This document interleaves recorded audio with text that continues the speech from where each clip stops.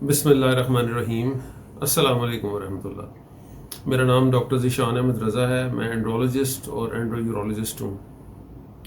ویریکوسیل اور مس carriage series کی ایک اور ویڈیو کے ساتھ آپ لوگوں کی خدمت میں حاضر ہوں۔ آج کے ٹاپک کے آغاز سے پہلے میں آپ کے سامنے ایک سینیریو، ایک واقعہ پیش کرنا چاہوں گا۔ وہ واقعہ کچھ اس طرح سے ہے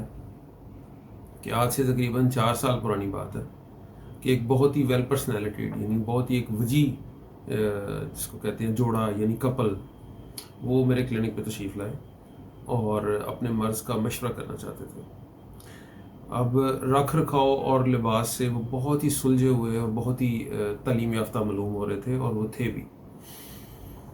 جب انہوں نے اپنا مسئلہ بیان کرنا شروع کیا تو معلوم یہ ہوا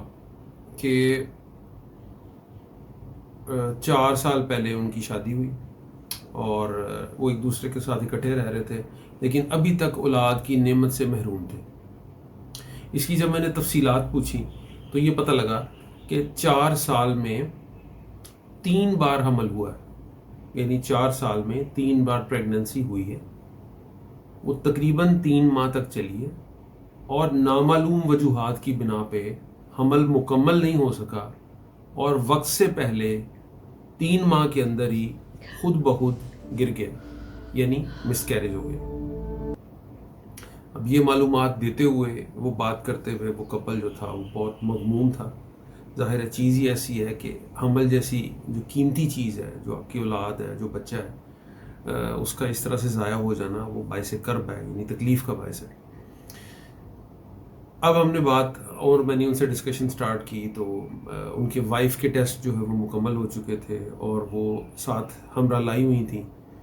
ان کی وائف کے ٹیسٹ سب نارمل تھے، صرف اس کے اندر جو بچہ دانی کا یعنی یوٹرس تھا، اس کی ایک دیوار کے اندر 1 سینٹی میٹر کی، یعنی بہت ہی چھوٹی ایک فائبرائڈ تھا،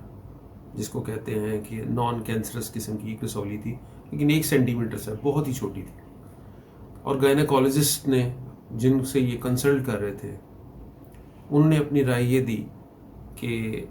حمل کے گر جانے کا یعنی مس کیریج کا باعث یہ بہت چھوٹی سی فائبرائڈ نہیں ہو سکتی۔ تو اس سلسلے میں شوہر کے ٹیسٹ جو تھے وہ بھی ساتھ تھے، وہ میں نے چیک کیے۔ اس میں ان کا صرف اور صرف منی ٹیسٹ یعنی سیمن انالیسس موجود تھا، اور پچھلے 4 سال کے اندر وہ 7 بار سیمن انالیسس کرا چکے تھے اور مختلف لیڈی ڈاکٹر سے بھی دوائی کھا چکے تھے۔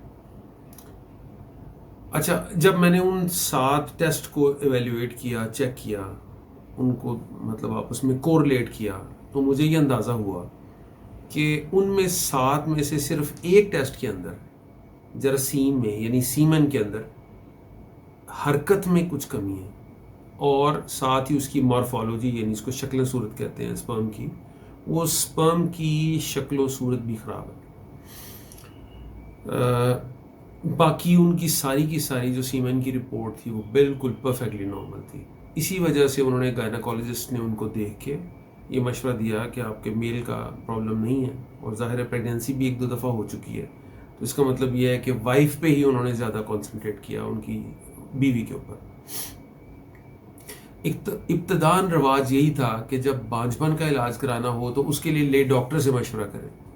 کیونکہ ساری توجہ ماضی میں عورت کے علاج پہ ہوتی تھی۔ میل کے علاج عام طور پہ میل کو نارمل تصور کیا جاتا تھا، اور میلز کے یعنی اینڈرولوجسٹ جو پراپر فرٹیلیٹی سب فرٹیلیٹی اسپیشلسٹ ہوتے ہیں وہ موجود بھی نہیں تھے، اس لیے لوگ سارے گائنیکالوجسٹ ہی کے پاس جاتے تھے۔ میں نے ان سے بولا کہ آپ یہ جو ایک رپورٹ ہے اس میں مجھے کچھ شک فیل ہو رہا ہے، تو میں آپ کا معائنہ کرنا چاہتا ہوں۔ جب میں نے ان کا معائنہ کیا تو لیفٹ ٹیسٹیز کے اندر ان میں خون کی نالی تھوڑی سی ڈائلیٹڈ تھی۔ اب ایک سسپیشن پیدا ہو گئی۔ میں نے ان ڈاکٹر صاحب سے ان کو بولا کہ بھئی اپنا اسکروٹل کلر ڈاپلر الٹراساؤنڈ کروائیں، جو کہ سب فرٹیلیٹی کی کمپلیٹ اسیسمنٹ کے لیے ضروری ہے، تاکہ پتہ لگے کہ ٹیسٹیز میں کیا چل رہا ہے،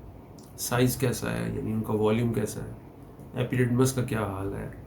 ٹیسٹیز کی بلڈ سپلائی کیسی ہے۔ اس کے علاوہ کوئی بھی ابنارمیلٹی ہے، ویریکوسیل ہوگی، ہائیڈروسیل ہوگی، ایپیڈیڈمل سسٹ ہوگی، ڈکٹیکٹیزیا، یہ کچھ بیماریاں ہیں اس کی، یہ ساری کی ساری آپ کو اسکروٹل کلر ڈاپلر الٹراساؤنڈ ہی سے پتہ لگتی ہیں۔ میں نے ان کا الٹراساؤنڈ کے لیے ان کو دوبارہ ایڈوائز کر دیا. نیکسٹ وزٹ پہ جب وہ تشریف لائے تو میری ایگزامینیشن کی یعنی میری چیک اپ کی فائنڈنگز وہی تھیں جو الٹراساؤنڈ میں لکھی ہوئی تھی, یعنی ان کو لیفٹ سائڈ پہ ویریکوسیل تھا. اب وہ اس ڈائگنوسس کو سن کے, چونکہ وہ ایک پڑھ لکھے سلجھی ہوئی فیملی سے ان کا تعلق تھا اور وہ بڑے لاجیکل تھے, یعنی چیزوں کو بڑا تفصیل سے سننا بھی چاہتے تھے اور بیان بھی کرتے تھے, تو وہ بڑے حیران تھے کہ آج تک اتنے ڈاکٹرز کے پاس ہم گئے ہیں لیکن کسی نے ہمیں اس ٹیسٹ کا مشورہ ہی نہیں دیا. تو اس سوال کے جواب میں نے ان سے یہی کہا کہ میرے پاس جب کوئی فیمیل اپنے علاج کے لیے آتی ہے تو میں ان کو لیڈی ڈاکٹر کی طرف بھیج دیتا ہوں, گائناکالوجسٹ کی طرف بھیج دیتا ہوں, کیونکہ میں مردانہ بانجھپن کا ماہر ہوں, زنانہ بانجھپن کا ماہر نہیں ہوں. اسی طریقے سے آپ کے پاس, آپ جن لیڈی ڈاکٹر کے پاس گئے, انہوں نے جب سیمن رپورٹس دیکھی تو اتنی معمولی سی چیز جو ہے اس کو, وہ چونکہ ان کا شعبہ نہیں تھا اس وجہ سے انہوں نے, اور باقی رپورٹس نارمل تھیں تو وہ نظر انداز ہو گئی. تو میں نے ان کو کونسل کیا, ان سے ڈسکشن کی, بہت ساری باتیں ان سے ہوئی, اینڈ دین دے ڈیسائیڈڈ کہ ہم لیفٹ سائڈ کی مائکرو سرجری کروائیں گے ویریکوسیل کے لیے. لیفٹ سائڈ کی انہوں نے مائکرو سرجری کروائی آج سے تقریباً 3.5 سال پہلے, 3-4 سال پہلے, اور اب ماشاءاللہ ان کا 1.5 سال کا ایک بیبی ہے اور they are planning for the next pregnancy. اب سوچنے والی یہاں بات یہ ہے کہ ویریکوسیل جو گریڈ 2 نکلا, جو کسی نے اسیس ہی نہیں کیا, کسی نے دیکھا ہی نہیں, اس کے لیے مطلب ایک ایسی ہڈن چیز تھی, چھپی ہوئی چیز تھی کہ اگر یہ نہ چلتا, اس کا نہ پتہ چلتا تو یہ اس قسم کے پرابلمز ان کو مزید مسکیریجز جاری رہتے. یہ اب ایک میں آپ کو مطلع یہ کرنا چاہتا ہوں, اس ویڈیو کا مقصد یہ ہے کہ اب یہ ایک ویل ریکگنائز, یعنی ایک جانی پہچانی کتابوں میں لکھی ہوئی کنفرمڈ چیز ہے کہ وہ لوگ جن کے بار بار مسکیریجز ہوتے ہیں ان میں بعض دفعہ ویریکوسیل کی ایک خاص قسم کی سب ٹائپ ہو سکتی ہے, یعنی ویریکوسیل کی ایک خاص ویرائٹی ہو سکتی ہے جس کے اندر سیمن منی ٹیسٹ نارمل ہوتا ہے, سیکشول فنکشن نارمل ہوتا ہے, کوئی گولی میں درد نہیں ہوتا, اور سیمن انالیسز نارمل دیکھ کے ہر بندہ یہ کہتا ہے کہ اس بندے کا میل سائڈ بالکل ٹھیک ہے, لیکن جب ڈاپلر کرائیں تو پتہ لگتا ہے ویریکوسیل ہے. وہ ویریکوسیل جو ہے اب ایسی ویرائٹی ہے کہ اس میں حمل بھی ہو جاتا ہے, لیکن وہ حمل پورے 9 months تک کنٹینیو نہیں رہتا, اور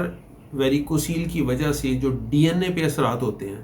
اس ڈی این اے کی موجودگی میں وہ صرف حمل کر سکتا ہے لیکن حمل کو مکمل نہیں کر سکتا. اب اس میں حمل کی صلاحیت تو اس میں موجود ہے لیکن حمل کی تکمیلی صلاحیت وہ نہیں ہے. اس کی وجہ سے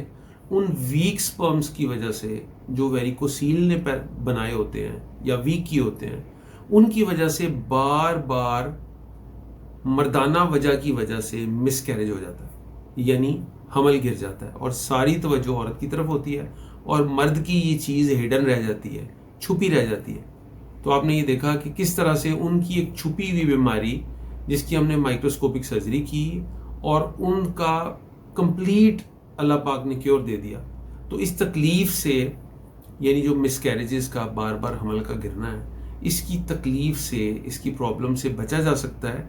بشرطے کہ آپ دونوں طرف کو, یعنی میلز کی اور فیمیلز کی اور میلز کی ایکول ایویلویشن کروائیں, تاکہ اگر کوئی ان کی وہ کاز جو ٹھیک ہو سکتی ہے اور ڈائگنوز نہ ہونے کی وجہ سے ٹھیک نہیں ہو رہی, وہ اس میں کریکٹ ہو جائے. تو یہ ایک پریونٹیبل کنڈیشن ہے اگر اس کو پراپر تشخیص کیا جائے اور اس کا علاج کیا جائے. تو آج کی ویڈیو میں اتنا ہی. نیکسٹ ویڈیو کے اندر میں آپ کو کچھ معلومات مزید اس کے بارے میں فراہم کروں گا کہ کس طریقے سے ویریکوسیل جو ہے سپرمز کو کمزور کرتی ہے. آپ کا بہت شکریہ. والسلام.